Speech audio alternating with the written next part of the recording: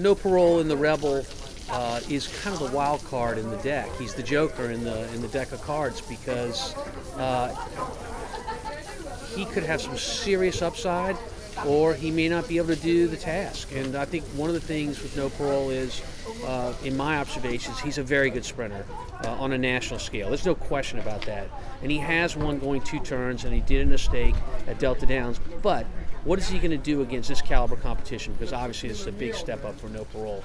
So everyone is seeking those answers, and quite frankly, so am I. I see a lot of speed in the race, of which No Parole is one of those horses, and I think it's going to have a lot to do with who can carry that speed, the distance of 1 mile and 16th. And that's why it's a Derby prep. You know, there's so many things and ingredients that go into these Derby preps. If you look at the horses that were really considered Derby-type horses after last year's Breeders' Cup, if you look at the potential contenders now, the deck has changed, and it'll change again by the time we get to mid-April. So these horses are all trying to do the same thing, see where they belong.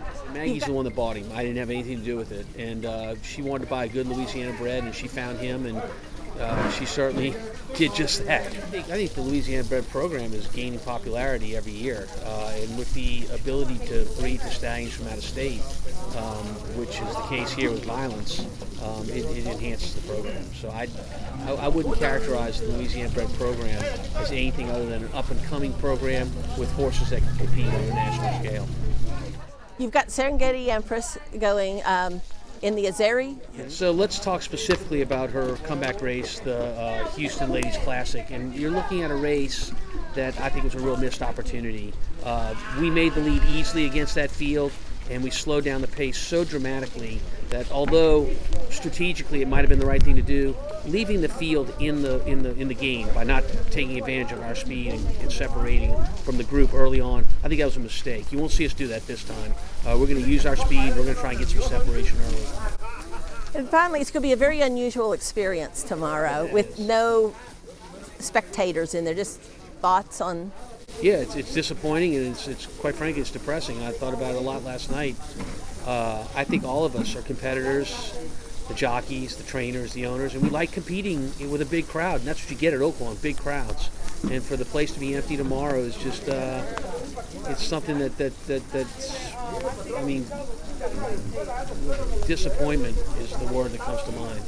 But they are running the races, which they're not the NCAA, they're not the basketball tournament, so... Look, the show is going on, but it's going to be a very different kind of show. So the silver lining to a dark cloud is we are one industry that can keep going and can sustain because a lot of people bet off track. And so as long as this experiment, and that's what it is, an experiment, of running these races all over the country with no crowds and hoping that we make our money through bets online, and therefore we're looking at, if it works, something that we can sustain through just a terrible national crisis.